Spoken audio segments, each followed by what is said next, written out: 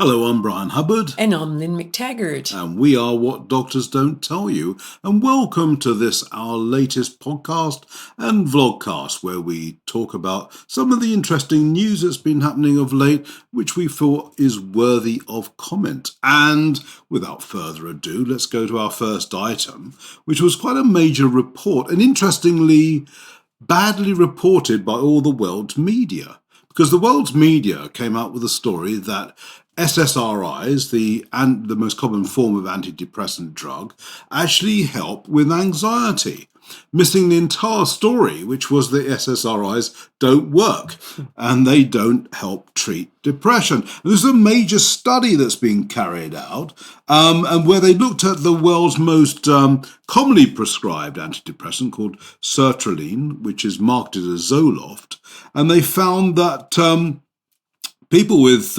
depression only reported a 5% improvement after taking the drug for 6 weeks, compared to a similar group who were given instead a placebo. Well, 5%, as the researchers say, is so negligible that it's hardly worth recording. And the researchers from University College London said they were shocked and surprised by the findings. I think quite an interesting point about this study is it's one of the very first that's been carried out without the funding of a drug manufacturer. So it was a truly independent study into SSRIs and found that they actually don't work, which is not really a great surprise, because the whole theory behind why they should work, which is that we have sort of serotonin being a chemical in the brain that lack thereof causes depression, has never been established by anybody. And in fact, the Psychiatric Association of America has even walked away from that theory and said that serotonin has absolutely nothing at all to do with depression. Nonetheless, people are prescribing them as if it's going out of fashion, and the sales by 2023 are estimated to reach nearly $16 billion a year. So a popular drug that doesn't work, Lynn. Add to, join the club. But I mean, SSRIs for such a long time have had so much information, negative information, that has been completely ignored by the medical community. We go back to the beginnings of Prozac, when there were so many reports of people either killing themselves or killing others. And one of the most amazing stories, I mean, a lot of them were very, very violent reactions. One woman actually took bites out of her mother. Is that kind of crazy violence obviously doing something drastic to the brain? And as you say, Brian, I mean, the big problem with SSRIs, which are selective serotonin reuptake inhibitors, Correct. That's what SSRI means, is supposed to slow the reuptake, the removal by the body of serotonin, and therefore the assumption was that depression is caused by a lack of serotonin. That has never been proved, and nor has it ever been proved, as you say, that the drugs really work. But there's been such a flood and such a positive PR campaign surrounding these drugs that the regular medical community has ignored so many of the studies about it, so many of the case reports about it, and even black box warnings saying, don't give this to young people. Right. It increases suicide. Right. So I'm glad to see that the first independent study, Brian, finally says this stuff is rubbish. And of course, the sales have been buoyed over the years by positive drug trials that have been paid for by the manufacturer. And as I say, one of the first out of the box that's independent found, as we've said for many, many years now, that SSRI antidepressants don't help with depression. Absolutely. And there are so many other things that do. I mean, we have a story in a magazine, one of the issues just a few months ago, basically by a psychiatrist saying there's no such thing as mental illness, and that most things like depression respond really well to fixing biochemical imbalances in the body. And big ones that help depression are B6, vitamin B6, magnesium, and zinc. And then you saw positive effects that have been reported have usually been actually a placebo effect. And the positive benefits have lasted for about 4 weeks. But in this particular study, there were no benefits at any point, and people's depression wasn't helped even in those first few weeks at all. So, there we are. I mean, back to the drawing board for the drugs industry, although probably not actually, because with sales still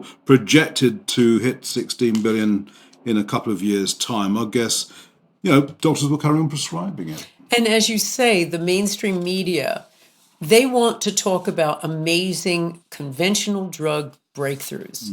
And so they've given this negative drug story a positive spin. And that's probably one other instance of the fact that you're not going to get the real story from the newspapers. Thanks, Lynn. Around about 8 years ago or so, Australian government commissioned its Health and Medical Research Council to do a review of homeopathy. And this went on for several years, and the report was ready by about 2012, but then was suddenly suppressed. It was never, ever published. And the researchers who were working on it were dismissed, and a new research team was replaced them. And then finally the report, or a new report rather, saw the light of day in 2015, and no great surprise, it utterly dismissed homeopathy, so there was not a single shred of evidence that it is effective for anything. But someone had told a story that the original report actually had found homeopathy did work. And this is in Australia, so the Australia's Homeopathy Research Institute started a campaign to get the original report published. Well, last week they succeeded. And the NHMRC were dragged into releasing this report, which, lo and behold, discovered that indeed homeopathy can work for a range of conditions, including fibromyalgia and otitis media, and also help with the after effects of cancer treatments. And they said there was fairly good evidence to support that it was, they said it was encouraging evidence that homeopathy was effective for those conditions, as well as a thing called post-operative ileus, which is a blocked intestine, and even the common cold it can help with. Well, this is very interesting, isn't it? Because the NHMRC sat on this for about 5-6 years and refused to and they also refused to release it despite freedom of information requests, and even the Australian Senate commissioned them to release the report, which they failed to do. So finally the report is out, and yes, there's pretty good evidence. It was 55 studies were examined, and as I said, the original researchers who were sacked for their hard work found that it was this encouraging evidence there all along. So homeopathy actually does seem to work, Lynn. Well, this is not a big surprise to me, but it's just more evidence of the conventional bodies trying to do whatever they can to stifle and kill off homeopathy. This isn't the only government report that has demonstrated efficacy. I mean, some years ago, the Swiss government wanted to evaluate homeopathy to see whether or not they should include it with their National Health Service. And so they did an exhaustive report and again found that homeopathy works for certain conditions. Now, it may work for more than this, but this is all that's been tested for with credible studies, credible, well-designed studies. However, in many, many other countries, and Australia was one of them, Britain is now, there are skeptics trying to force the government to remove homeopathy from the National Health Service and to close down a homeopathic hospital, etc., even though our royal family swears by homeopathy, as do millions of people. But it's really forces at work, not necessarily lack of evidence. And the big problem everybody has with homeopathy, of course, Brian, is they can't figure out how the darn thing works. Right. Now, that is true if you take a very materialistic view of science, the Newtonian view that things are separate, well-contained objects, and that they don't influence each other in subtle ways. But if you look at some of the evidence of the late Jacques Benveniste, he demonstrated that water has essentially a memory. And this has been verified by a number of scientists in Italy and also by the co-discoverer of the HIV virus, Luc Montagnier, who has been investigating properties of water and found essentially water is like a tape recorder. So if you put a substance in and you remove it and dilute it, as you do with homeopathy, what they do is they'll put a substance in, some original substance, like, say, arnica, and they will then dilute it and dilute it and dilute it until there's no actual molecule left of that substance. Nevertheless, it has essentially its energetic footprint. And these scientists, credible physicists and biologists, have found, yes, this is true. Molecules of water coalesce around these kinds of other molecules and essentially tape record it. They create what they call coherent domains around it. So there is a lot of science to support it. You just have to not look at the gross world of matter that we've described by 17th century physics, described by Newton, but look at the more modern science of the quantum world, and it all makes perfect sense.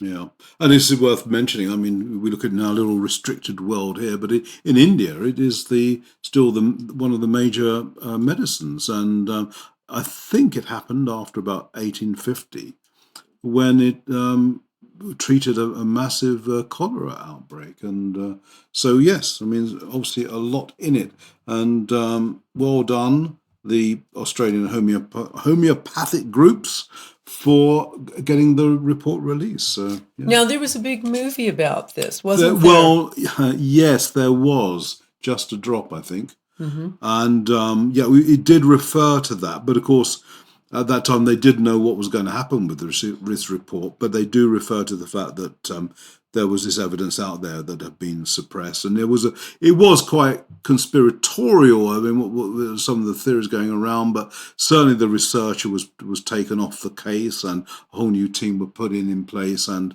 completely reversed pretty much the original findings. So yeah, interesting stuff. Thanks, Lynn.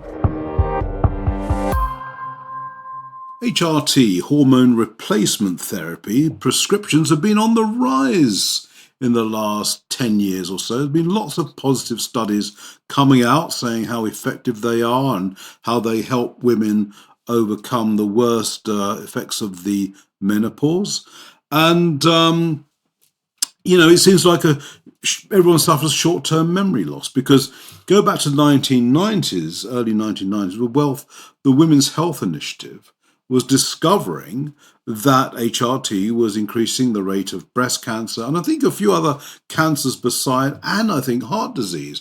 I think it was a series of reports came out that long ago, and it pretty much stopped HRT in its tracks for several years until, as I say, these positive reports started to come out and people started to forget and all the rest of it. Well, there's been another independent study into it, quite an exhaustive one, carried out by Oxford University, which has found that HRT is twice as risky as doctors have been told, and certainly as according to a number of so-called authoritative medical sites, which have all been given HRT the clean bill of health, is twice as risky as they thought, and they now reckon that HRT is directly responsible for 1 in every 20 breast cancer cases.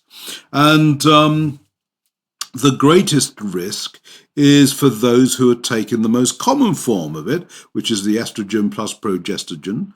If it's taken for 5 years or more, it's going to increase the risk for breast cancer quite dramatically.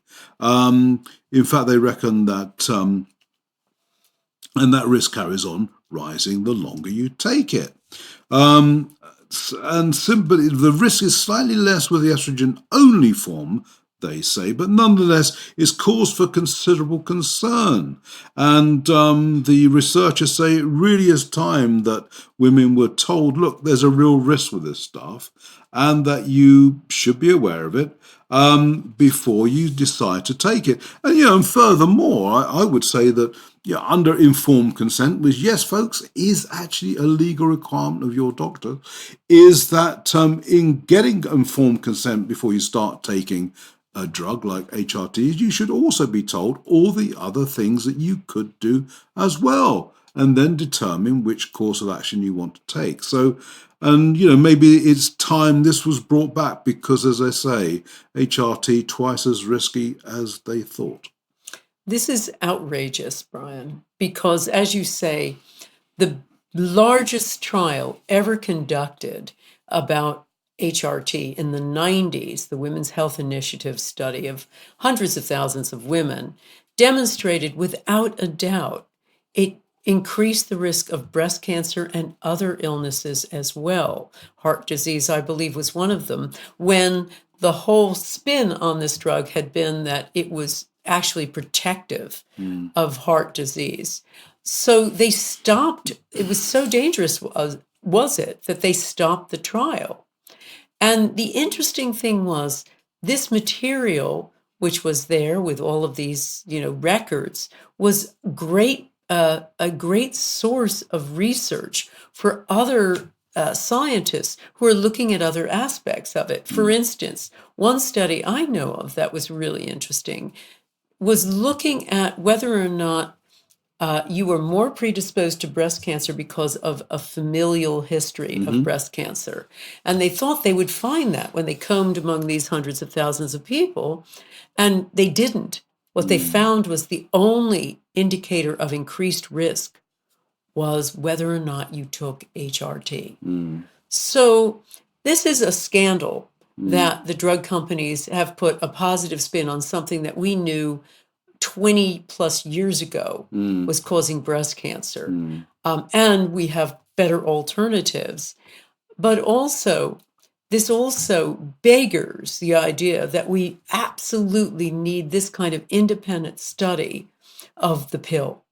Because the pill is HRT in another form, essentially. It's, estrogen plus progestogens, basically. And that needs to be studied too, because we're giving that to young women and wondering why breast cancer among young women is skyrocketing.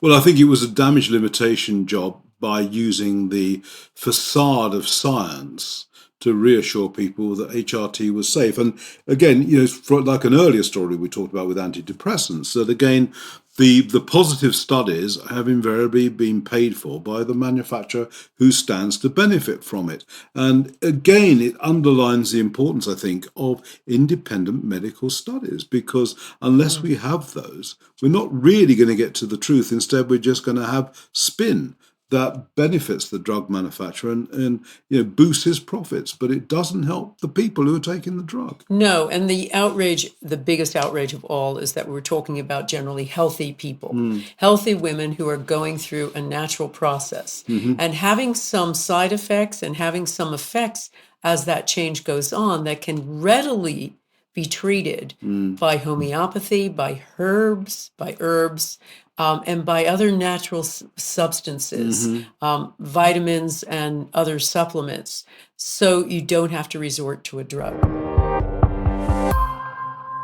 5G, the great new mobile cell phone network is starting to roll out, and already there are people who are objecting to it, including, I understand there have been protests around the planet, and the most recent that I'm aware of was in Bern in Switzerland quite recently. People are very concerned because of the cancer risk, because no one's tested for it. And what's going to happen if you do get cancer from the 5G network? Well, don't go to Lloyds of London, the world's largest insurer, because they are refusing to allow any any claims on it. They're not going to pay out anyone who's got 5G cancer.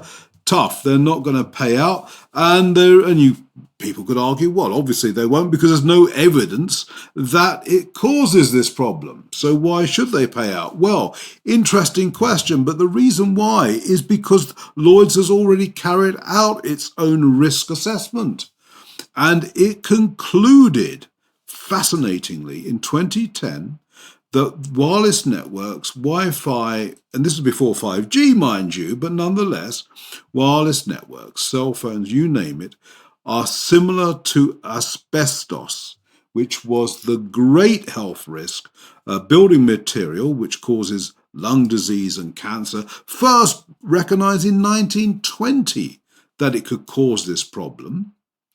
And the asbestos industry refused to move on this. And it was only in the last, 20 years that they accepted asbestos caused this problem. Well, Lloyds of London, the risk assessors, have drawn a similar line to asbestos with 5G and cell phones. In other words, what are they saying? They're saying that the mobile phone industry is just like the asbestos industry, that in fact this risk is there, that they are not recognizing this risk. So Lloyds are saying, we don't want anything to do with this. Furthermore, they're saying to people who use their policies, complain to the schools, go to the churches, because it's the schools and the churches where they're putting up the masks and making a lot of money from it. But don't come to us at Lloyds, because we ain't going to pay out. Not because we don't believe it's a valid health claim, but we don't want anything to do with it, with an industry that's walking away from this. This is very scary, Brian, because this is the problem with Wi-Fi. There are only a few canaries in the mine who are screaming about this. There are lots of people protesting, but the people who are looking at this scientifically, like George Carlos in America, are few and far between. In governments, enthusiasm for the amount of money they get from the wireless and the cell phone industry, they're jumping onto it because they get, it's very lucrative for them. But as we know personally, when they tried to put a cell phone tower essentially across the street from our daughter's bedroom, we got our neighborhood together and we successfully protested. But we couldn't argue on health grounds. That was the problem. We had to argue. We had to study the law and argue on essentially on aesthetic grounds, that this was going to block our sidewalks, this was going to be unsightly in our neighborhood, and that kind of thing. And we prevailed twice. But we couldn't argue on health grounds because no one is doing this. No. People are not asking. And they're not just asking what happens to people and children, adults and children. They're not asking what happens to animals. There are some quarters who believe that the diminishment of the bee population hasn't just to do with pesticides, possibly also Wi-Fi, similarly with birds. So we need to ask these questions. Just as we need to look at climate change, this is another big, big question. While the internet has transformed our lives, we can't do it at cost to our health. No. And it's interesting. I mean, there are a number of scientists who are concerned about this, and they're calling on governments to take the cautionary approach, as it's called, whereby you prove something is safe before you roll it out, rather than roll it out and then discover it's dangerous, which seems to be rather more sensible. But anyway, Lloyds of London is taking the lead on this, and it's just like the asbestos industry. Okay, well, we're all different, aren't we? although we're all given the same drugs, but each of us is actually different, and we all have different manifestations of problems. But also, we're all different as we get older. And the gerontology, the study of old age, tells us that, in fact, as we do age, our biology changes and our needs change. And for example, we need loads more fats when we get older because fats help feed the brain. With lots of fats, we ward off things like dementia and Alzheimer's. But not that doctors would believe that, because they still believe LDL cholesterol, one of the essential fats in our body, should be removed because it causes heart disease. But as we get older, we actually need it. And just to demonstrate that, a new study has come out demonstrating that the more eggs and meat we eat, the less chance we have of developing dementia when we get into old age. And the longer we eat these things, the better off we're going to be. So starting off at the age of 42 and eating this for 22 years, according to this study, you're much, much less likely to develop dementia. In fact, they say the results are, quotes, significant. So fats are good for you, and they are even better for you when you get older. So what do you reckon then? Well, everything that they've been telling people about cholesterol has probably contributed to the huge rise in dementia that we've seen in the last decades. The effect of cholesterol lowering drugs, which are always given to the over 55 almost automatically, must be devastating to the brain because it is blocking the very stuff the brain needs as its fuel. So this goes along with so much of the material that we're seeing about paleo-style diets, which is diets that it doesn't need to have loads and loads of meat. It doesn't have to be an Atkins-type diet of the 70s where you've got a giant steak on your plate and that's it. It needs to have a modicum of meat or fish or something like that, but meat in particular, which has some really essential nutrients, and the good fats, which are coconut oil, particularly if you're a vegan, or goose fat, beef fat, lard. All of those kinds of old style fats are really good for you. Yeah, absolutely. And it demonstrates that, things change. I mean, it's interesting that just as doctors have never studied nutrition, they've also never studied medicine for old people. And gerontology is a really important branch of medicine which is never studied. And yet our needs change as we get older. And speaking as a very old person myself, Lynn, I think we've reached the end of this week's podcast and vlogcast. And thank you very much for your illuminating, as ever, comments, which has made this tatty tapestry into a fine curtain of silk wonderment. So thank you, Lynn. And I will bid you all farewell until next time. Thanks, everybody, for listening.